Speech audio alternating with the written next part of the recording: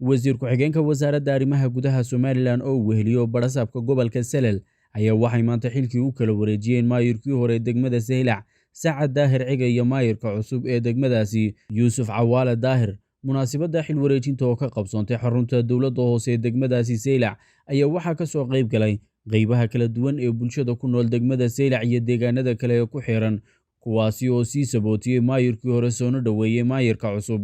ayaa waxa ugu horeyn halkaasi ka hadlay maayirkii hore degmada Seylac iyo maayirka cusub, waxayna sheegeen 25 tuulo 5 tuulo ma waxa kale ma lahayn iskuul ma lahayn, dhammaantood waxaanu ka hirgelinay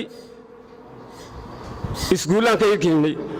taasi waxay suuro gelisay inay dadkii aqoontii ay waxbarasho la tartamaan dalka intiisa kale. halka anagu markaan nimidnay ee xilka la wareegnay hal gaaraan ugu nimidnay, halkii gaarina golaha ay kale saaxiibadii ahaa gubay dambas buu noqday. halka wax gaariyo oo ugu nimidnay haba yaraatay ma jirin. maanta gudoomiyaha cusub iyo maamulka golaha deegaanka ka midka waxaan ku wareejinaynaa 12 gaari. dhaqan ahaan deegaankan galbeedka ama intanan deganahay mataqaana Jamhuuriyadda Soomaaliland dhaartu waa shay aad u culus oo wax adag un baa lagu dhaartaa. annagu maalintii waxaan soo jeedinay rag soo jeediyaan kamid ah wana ma lan aamino dhaarta lanaga daayo, laakiin waxa waa qodob dastuuri oo kama maarantaan.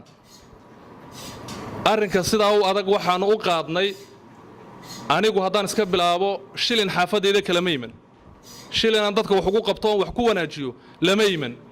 waxaanu codsanaynaa inaad noogu helisaan inaad soo dhiibtaan cashuurta wixii xaq la idinku yeesho. waxaan codsanaynaa inaad naga doontaan wixii aad xaq noogu yeelataan intaan awoodno. waxaa idin ballan qaadayaa anigu meesha xoolo lama iman inaanan xoolana kala tagin, waa idin ballan qaadayaa.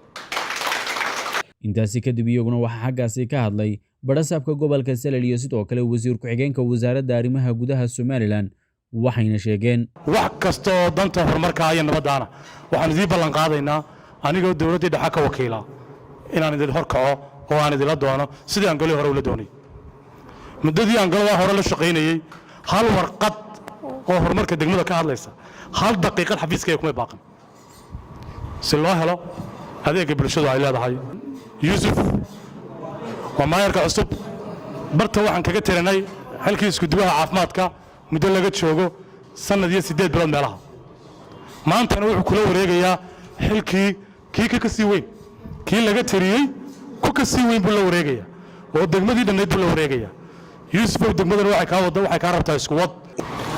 horta waxaan leeyahay maayirka cusub waxaa tahay maayirkii ugu nasiibka fiicnaa intii aanu soo maraynay degmooyin ama aanu soo marnay gobollaan xilkiisa kala wareejinay. waxaa tahay maayirka ugu nasiibka badan ee aan wax deyna lagu wareejin, wax deynana aan loo sheegin. maayir Saacadna waxaan leeyahay aad baad maasan tahay, hal shil loo deyn lagu leeyahay ma wareejin, xataa mushaharkii dambeeyay bixisay qaar kula mid ahaa oo ka dakhli badnaa mushaharooyinka dhowr bilood lagu leeyahay wareejiyeen iyo deyma aad u fara badan.